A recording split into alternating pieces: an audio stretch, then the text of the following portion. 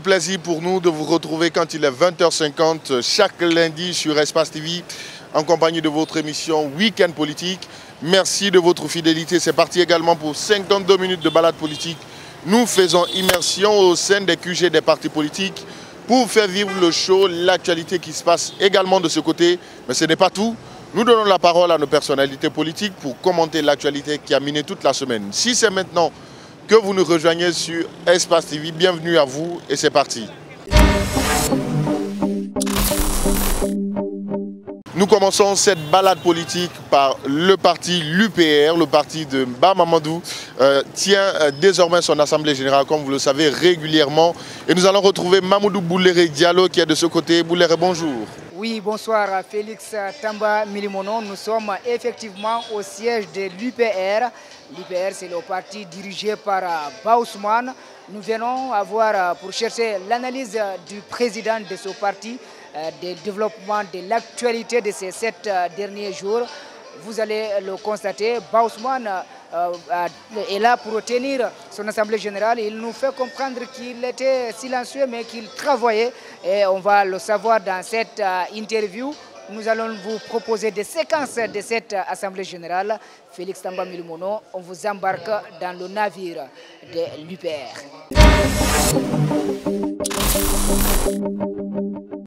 Vive l'UPR! Victoire à l'UPR! Victoire à l'UPR! Je ne vais pas revenir sur les comptes rendus qui vous ont été faits par mes prédécesseurs portant sur les différentes missions que nous avons effectuées les semaines dernières. Comme à l'accoutumée, chaque fois que notre parti est convié à prendre part à des rencontres d'ordre social, nous ne manquons pas d'être là.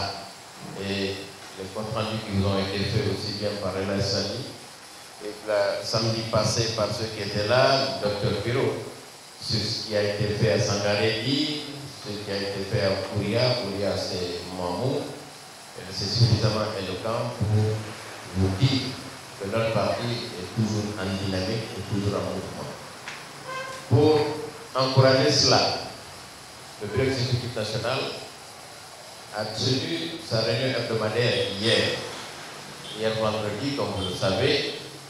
Nous tenons la réunion hebdomadaire du bureau exécutif national et au cours de ces réunions, nous examinons les questions de la semaine et nous sélectionnons les sujets que nous portons à votre connaissance à l'Assemblée de ce samedi.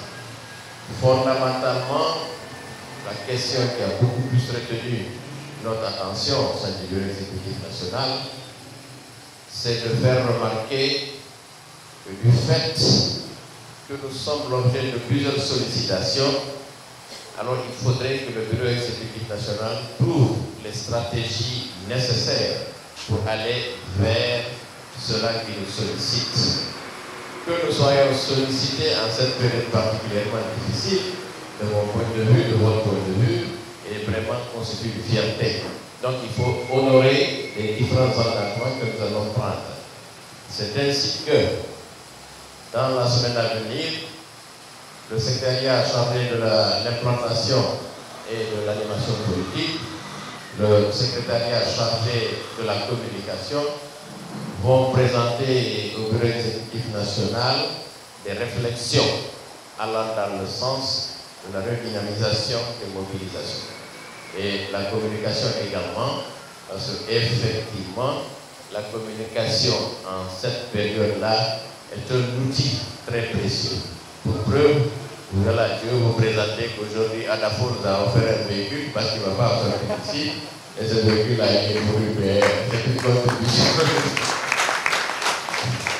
Bien, donc dans le cours de la semaine, nous aurons cette réunion-là. Il y a déjà des militants et des militantes qui nous ont conviés à aller vers eux dans la zone de Librenka, à partir de la cimenterie jusqu'à Kabele et allant dans le sens de Korira plus et Samatan. Voilà, Samatan. Nous allons mettre au point un certain nombre de délégations. Nous nous allons constituer un certain nombre de délégations, hommes et femmes et jeunes, qui vont aller vers ces différentes entités pour répondre aux invitations qui nous sont faites et implanter le parti, renouveler les structures de ces partis dans ces lieux-là. Je pense que le samedi prochain, nous serons à même de vous faire un compte rendu. Voilà ce que je voulais vous dire de la réunion du bureau exécutif national.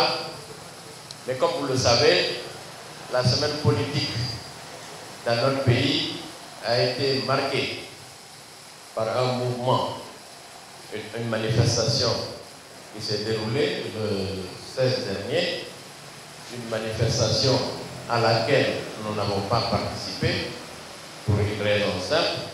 Nous avons toujours comme ligne de conduite que les manifestations de rue n'y prennent pas part. Ce n'est pas une question du jour, mais l'UPR, depuis que le parti existe, a retrouvé les manifestations de rue. Nous avons privilégié, nous avons inscrit notre action dans la dynamique de la recherche du consensus national, dans la recherche de la paix et pour la consolidation de la paix. C'est ce que nous avons toujours fait et je pense que nous le ferons toujours. Ceci ne veut pas dire que l'UPR n'a pas l'intention ou l'UPR veut s'isoler de cela et ceci. Nous avons vécu, quelqu'un le disait tout à l'heure, nous avons vécu 30 ans d'activité politique. Je pense que ce n'est pas une petite affaire. 30 ans d'activité politique et nous existons encore. Nous existons par rapport à quoi? Nous existons par rapport au projet de société qui est le nôtre, un projet de société auquel vous avez adhéré et auquel vous tenez fondamentalement. Vous êtes opposé à la violence. Vous recherchez le dialogue. Vous recherchez la concertation. Quelle que soit notre envie du pouvoir, nous devons tenir compte de vos avis, de vos opinions, parce que c'est vous qui nous soutenez. Il est important de le savoir. Quelqu'un, peut-être ce sont nos frères des médias, ont exhumé une intervention que j'ai faite le 16 mai 2009 pour illustrer ce que je suis en train de dire aujourd'hui. Nous sommes un parti de dialogue. Nous sommes un parti de concertation. Nous recherchons le consensus national. Nous voulons travailler dans la paix et la concorde sociale. C'est le fondement de notre projet de société. Nous ne l'avons pas inventé et nous allons œuvrer dans ce sens. Cela de nos partenaires qui partagent notre avis, qui partagent nos idées, eh bien, nous ferons chemin ensemble. Ceux qui ne sont pas avec nous dans ce cadre-là, eh bien, nous réévaluons notre position. C'est aussi simple que ça. Voilà ce que je voulais dire pour ce qui concerne cette actualité, parce qu'il n'y a pas de doute à votre niveau. Vous ne vous posez pas le doute de savoir que pourquoi l'UPR n'est pas venu ici ou qu'est-ce que l'UPR en pense. Vous-même, militantes et militants et responsables du parti, vous savez ce que c'est que l'UPR. Alors, je ne vais pas aller dans des dissertations inutiles dans ce sens-là. C'est une ligne de conduite que nous avons et puis je crois qu'il faut qu'on comprenne que nous sommes un parti qui a inscrit encore une fois son action dans le cadre d'un concert des nations, dans le cadre de la recherche d'un consensus national contre ce que nous voulons dire. Par la suite, pour ce qui concerne les activités sociales, je pense que Monsieur le secrétaire chargé des affaires sociales est encore parmi nous. S'il y en a, il nous informera. Et nous verrons comme d'habitude ce que nous devons faire dans le sens de satisfaire aux attentes de nos militantes et de nos militants qui ont des cérémonies dans la semaine. Voilà ce que je voulais vous dire. Je vous remercie de votre attention. Et je voudrais vous dire aussi que, conformément à la stratégie que nous avons menée, le samedi prochain, nous souhaiterions que vous veniez encore plus nombreux, que chacun vienne avec 2 ou 3 personnes en plus, et c'est sûr que nous élargirons progressivement le cercle de participation à l'Assemblée générale. Vive l'UPR! Vive l'UPR! Victoire à l'UPR! Je vous remercie.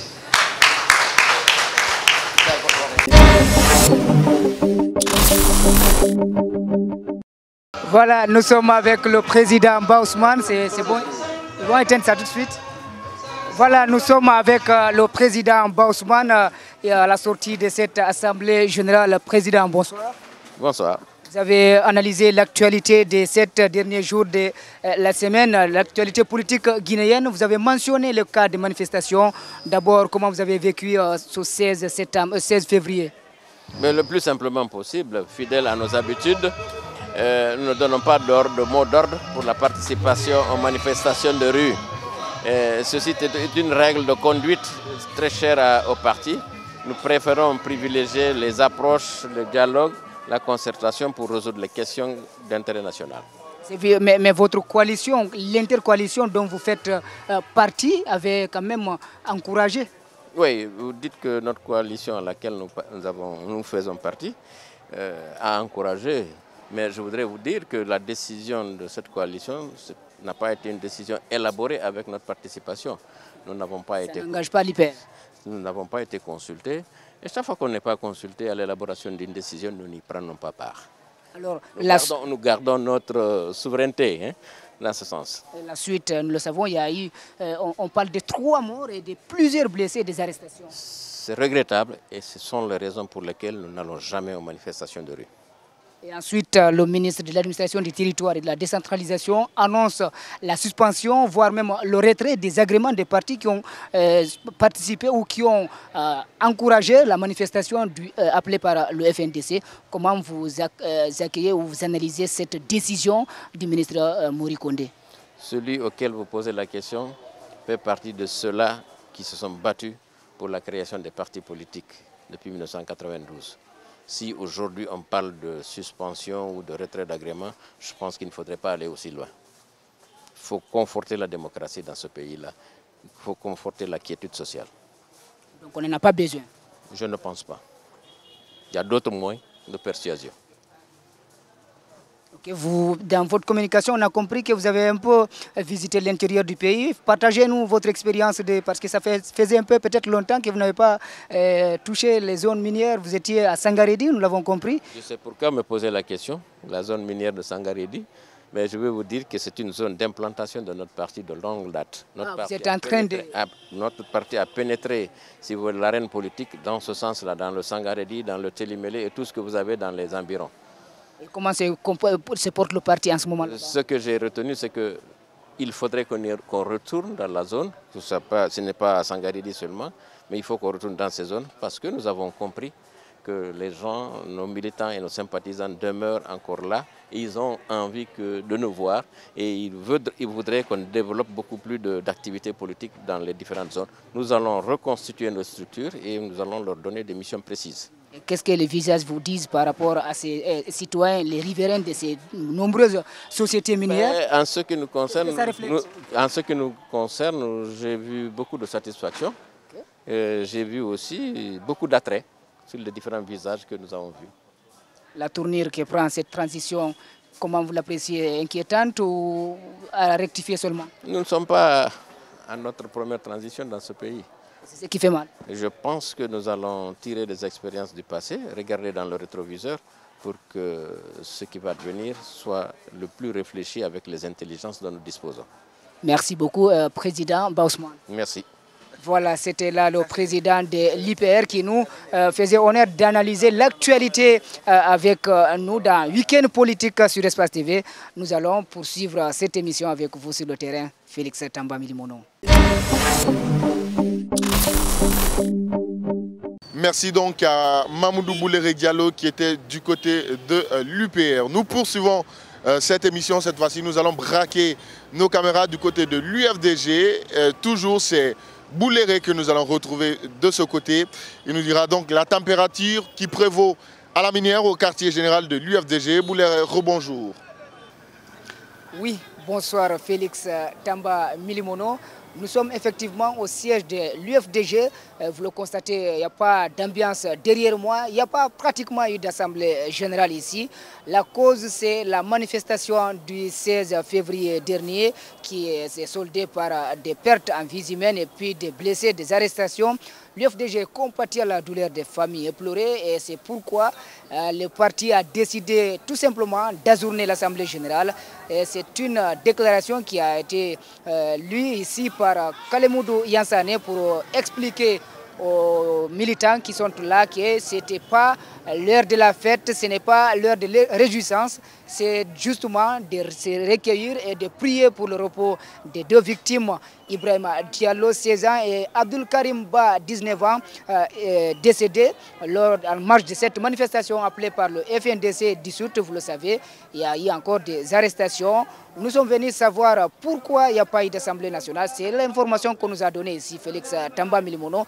Nous essayons d'avoir Kalemoudou Yansane pour qu'il nous donne d'amples informations sur l'actualité politique de la semaine écoulée en République de Guinée. Vous le savez, émaillée par cette manifestation qu'il faut le dire violente parce qu'il y a eu des pertes en vies humaines. On se retrouve pour en parler.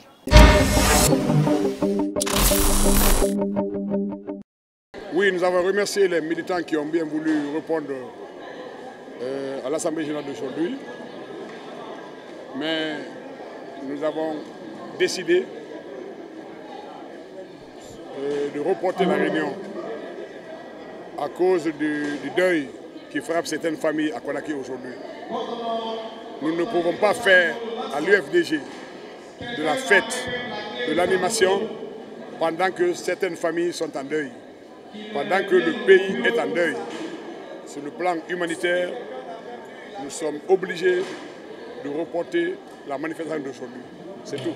Alors, vous imputez la responsabilité à qui ces morts-là? On n'est pas juge. Nous ne sommes pas des juges. Tout ce que je sais, c'est que l'UFDG n'a pas de fusil pour tuer les gens. Donc nous, on n'est pas des juges. On n'est pas policiers également. On est un parti politique légalement installé. Nous appelons toujours à la paix. Nous appelons toujours au dialogue. Nous appelons toujours à la concorde entre les fils et filles du pays. Mais nous n'avons pas d'armes pour tuer. Merci. Alors la sortie du ministre par rapport au retrait de cette... Je ne fais pas de commentaire à ça. Alors qu'est-ce que vous demandez à la justice? Pardon? Qu'est-ce que vous demandez à la justice? Ce qu'on demande à la justice, c'est ce qu'on a toujours demandé. Lorsqu'il y a eu le premier mort par balle ici à Amdalaï, le ministre Charles White est sorti, il a fait un effort et moins de 48 heures, le coupable a été retrouvé.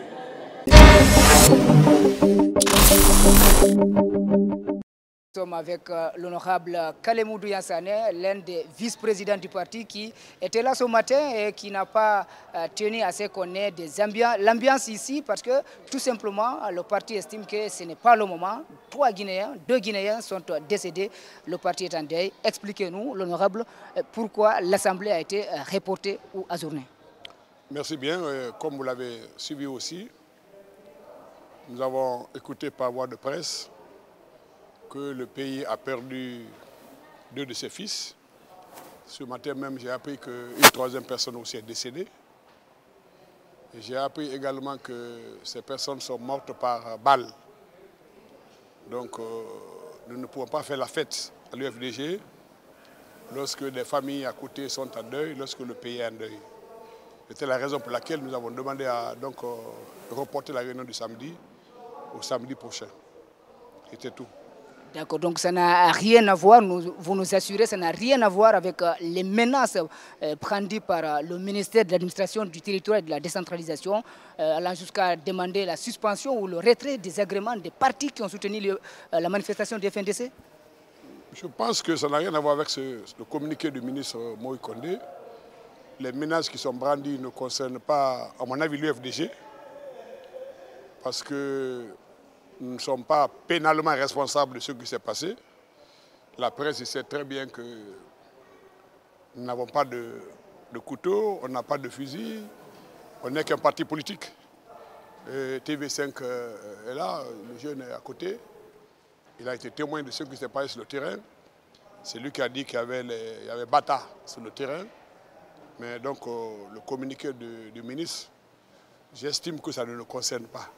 Parce que nous... Mais le communiqué ne dit pas que vous êtes auteur de quoi que ce soit, mais les partis qui ont soutenu la manifestation, ils vont soit suspendre leurs agréments, soit retirer l'agrément. Je vous ai dit ce que je pense de ça. Je dis le communiqué du ministre ne s'adresse pas à l'UFDG. L'UFDG est un parti légaliste, un parti qui ne prône pas la violence, un parti qui n'a pas une armée derrière. Nos militants, quand ils sortent, ils n'ont pas de fusil. Et ce n'est pas nos militants qui sont sortis, c'est le FNDC qui a appelé à la manifestation. Voilà ce que je voulais vous dire.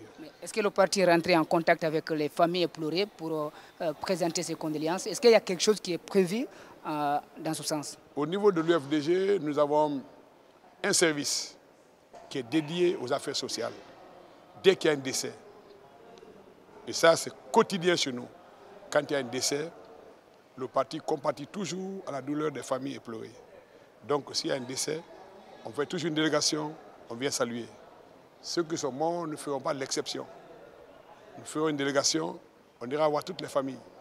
Nous avons des voisins, nous avons des militants, nous avons des parents des militants, nous avons des citoyens qui meurent à longueur de journée, à l'hôpital, il y en a qui sont malades. On fait tout ce qu'on peut humainement pour compatir à leur douleur. Pour terminer, les nouvelles de Cellou Dalein Diallo, on l'attend toujours, on ne le voit pas. Quand il sera là et il est où en ce moment? Les nouvelles du président Cellou, elles sont bonnes. Vous avez vu son passage tout dernièrement au Libéria et ensuite en Côte d'Ivoire. Il est accueilli à bras ouverts à tous les niveaux et il ne se sent pas tout à fait en sécurité aujourd'hui en Guinée. C'est pourquoi temporairement il n'est pas là. Mais je pense que ça va être le cas bientôt. Nous le souhaitons. Merci beaucoup, l'honorable Kalemou Yansane. À moins que vous n'ayez quelque chose à ajouter pour un week-end politique, un point que vous voulez partager avec nos téléspectateurs sur l'espace. La seule chose que je voulais ajouter, c'est adresser mes condoléances aux familles éplorées. C'est triste de voir un jeune mourir. Et je trouve qu'il faut qu'on essaie d'éviter à l'avenir de mettre l'armée dans la rue. C'est des jeunes militaires qui sont formés, entraînés pour faire la guerre. On les a vus en 2000 ici, dans nos frontières. C'est le seul pays, en tout cas en Afrique de l'Ouest, qui a connu une rébellion et qui n'a pas négocié avec la rébellion, qui a pu repousser la rébellion. Donc des gens qui sont formés pour repousser les rebelles, il faut éviter de les mettre dans la rue. Parce qu'on n'est pas en guerre, ils sont des fois poussés à avoir la gâchette rapide. Il faut l'éviter, franchement. Donc vous pensez que le fait de faire recours à l'armée, c'est ce qui a causé ces cas de mort? Je ne dis pas ça forcément. Je dis que l'armée est formée pour la guerre. Et la rue n'est pas faite pour la guerre. Donc je dis pour l'avenir, je conseille fortement qu'on évite de faire recours à l'armée. Si ce n'est pas votre avis, moi c'est mon avis, franchement. Je ne souhaite pas que l'armée soit dans la rue pour le maintien d'ordre.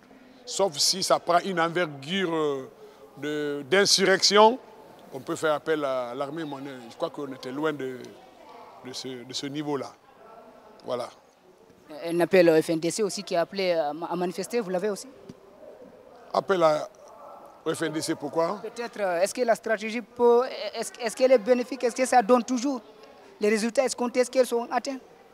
Bon, j'apprends toujours un langage en Guinée qui dit que les manifestations, c'est des morts, c'est la tuerie, c'est abattoir. Je pense que la solution ultime, de mon point de vue, si je devais décider, c'est mettre le quart ou un dixième des moyens qu'on a mis pour empêcher une manifestation. Si on met le quart de ces moyens-là pour encadrer la manifestation, elle peut se passer sans heurts. On a eu des preuves en Guinée. Je milite fortement envers ça. Parce que la plupart de ceux qu'on voit dans la rue, c'est des jeunes de 15 ans, 17 ans, 16 ans, qui ne savent même pas ce qu'ils font. Ah bon? Moi-même, je suis passé par là. Hein. Okay. Quand j'étais à l'école, tout ce que je faisais, des fois, je ne mesure pas la portée. Je faisais, moi, l'acrobatie de moto. Je me mettais sur le volant de ma moto pour faire des acrobaties. Aujourd'hui, quand je vois un jeune à moto, j'ai peur. Parce que j'ai grandi, j'ai une famille, je suis devenu responsable. Mais des jeunes de certain âge font certaines choses sans mûrir les conséquences. Donc il faut que vous, qui êtes autorité, vous qui êtes des dirigeants, vous mesurez le niveau de réflexion, d'analyse de ces jeunes-là. Il faut que vous aussi, vous ayez un message envers ces jeunes-là. Le message que nous véhiculons tout le temps ici, au niveau de nos âgés, c'est le message de paix et de recherche de dialogue, aussi bien vis-à-vis des autorités que vis-à-vis de nos militants. Les assemblées d'ailleurs, c'est fait pour ça. Où vous couvrez nos réunions, toutes nos réunions vous les couvrez. Vous savez ce qu'on dit ici. C'est la musique, c'est le... Mais on retrouve toujours les enfants dans la manifestation. Voilà. Mais même si vous allez tous dans la rue, vous trouvez des enfants en train de vendre tout. C'est des enfants qui ne savent même pas ce qu'ils font. La dernière fois, à Matoto, les bonnes femmes qui sont dans le terre-plein central, là, qui demandent un peu... Mandi. Des mendiants. Le véhicule, je m'excuse, est passé sur un enfant. Ils sont dans la rue. Même aujourd'hui, vous allez tous vous trouver des enfants dans la rue. Donc c'est la société qui a un problème. C'est la société, toute la société. L'éducation parentale. Mais lorsque vous-même, vous avez 10 enfants, 15 enfants, vous cherchez à leur vivre à travers les marchés, à travers la ville, les enfants sont à la maison, ils ne sont pas à l'école, vous ne pouvez pas les encadrer. C'est un problème sociétal très important. Je dis en résumé, les armes dans la rue, il faut éviter. On ne sait jamais ce qui peut arriver. Et les enfants dans la rue aussi? Les enfants dans la rue, il faut tout faire pour ne pas avoir des enfants dans la rue. Mais malheureusement, le niveau de la vie, le niveau de la pauvreté fait que les enfants... J'ai vu avant-hier un monsieur aveugle. Il était guidé par un enfant de moins de 5 ans. Et il traversait avec les bonbons là, avec tous les risques que cela... Mais qu'est-ce qu'ils font? Ils n'ont pas à manger. Il faut qu'ils fassent ça. Vous l'avez compris, nous étions avec l'honorable Kalemou Yansane, deuxième vice-président de l'UFDG. Il nous a accordé un long temps de l'interview. Il nous a dit ce qu'il pense des manifestations, de l'encadrement, du civisme. Et nous allons poursuivre cette émission avec vous, Félix Tamba Milimono.